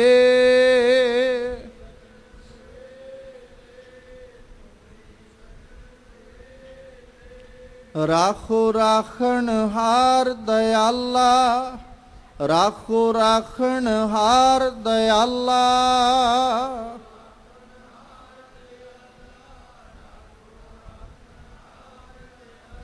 नानक घर के गोले, नानक घर के गोले।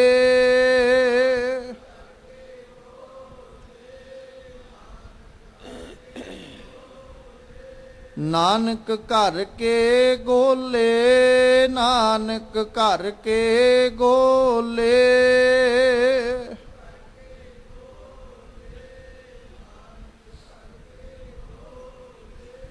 सतगुरु पातशाह रहमत करन, साडे सबना दियां हाज़रियां अपने दर उत्ते प्रवान कर लैन। अपने दरों घरों गुरसिੱਖੀ जीवन नाम दियां दातां बख्शिश करके निवाजन, तां जो साडे भी ये लोक सुखीए परलोक सोहेले। नानक हर प्रभ आपे मेले होइयां बेअंत भुलां दी खिमा बख्शणी। आओ साहिब जी के पावन बचन हिरदियां विच वसा लईए। खाक संतन की देह प्यारे, आए पया हर तेरे द्वारे। दर्शन पेखत मन आगावै, नानक मिलन सुपाई जियो।